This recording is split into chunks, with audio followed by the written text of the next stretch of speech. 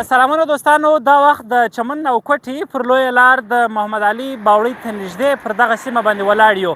15 میاشتې مخکې چې کوم بارانونه وسوه، د هغه بارانو له امله چې دلته ځایي خلک یا ډېر انسانانو ته کم تاوانونه ورسېدل، په هغوی کې دغه بارانو زموږ د دغه لوی سړک چې جوړ سوی دی د دې د ټیکهدار اصلیت یې هم ښکاره کوي. تاسو وینئ په یوازې د دغه یو وار بارانو څخه دغه لوی سړک باندې دا دومره لوی پلان یا دومره لوی سړک نړېدلی دی. خو تر دې د افسوس زیاته خبره دا ده چې 15 میاشتې کېږي یا 15 میاشتې زیات کېږي پر دغه سړک باندې نه بیا چا غور کړی دی او نه بیا څوک ودې ته راغلی دی، نه بیا ټیکهدار پوښتنه کړې ده، نه بیا حکومت پوښتنه کړې ده، نه د دې ځای انتظامیه بیا پوښتنه کړې ده چې دغه سړک مات سو. باید د جوړښت یا د دې د رغولو لپاره باید کم ګامونه واخیستل سي. بس سړک مات سو، پلا جوړ کړل سو، اوبه رالې، سړک او روډ دغه پل یې مات کړي، بس هسې هم هغه رقم پاته دی. د دې د جوړولو لپاره به څوک راځي؟ هغه ټیکهدار څخه پوښتنه ولې نه کېږي چې دا تا جوړ کړی دی غیر معیاري دی ولې جوړ کړی دی، د ټیټې سطحې هغې دې ولې جوړ کړی دی؟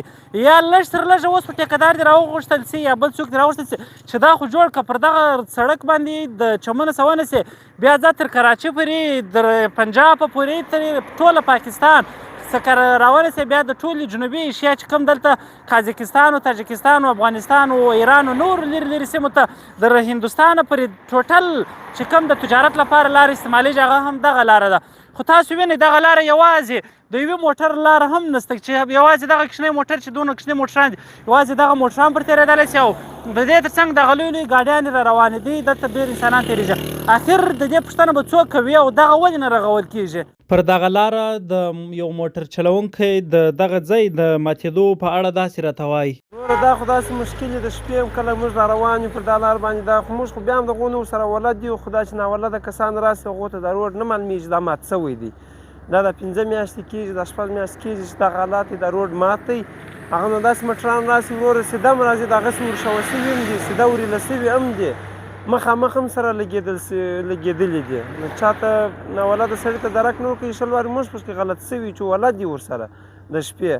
داسې خلک راسي چې د ورځې هم هغه پرې راغلي وروره، بس خدای بچاو کړي. دغه سړک چې لږ څه پاته دی، نیمایي برخه یې تللې ده او لږ څه پاته ده، یوازې تاسو وینئ چې د هغه پاتې برخې هم لاندې چې کومې خاورې پرتې دي هغه خاورې هم دا دي سره ایله سوي دي او چاکونه خو نور د خاورو هغې تاسو خپله وینئ چې څومره یې کړي دي. ممکن دغه دیوال یا دغه خاورې ډېر وخت ځان نه کړي ټینګ، بیا خاص کر دغه درنې درنې ګاډۍ چې راځي او دغه نور څه تاسو وینئ چې دغه روډ دا د ریله سوی دی. ممکن خدای مکه سبا د لوی پیښو د لوی خطرونو لامل هم دغه جوړ سي.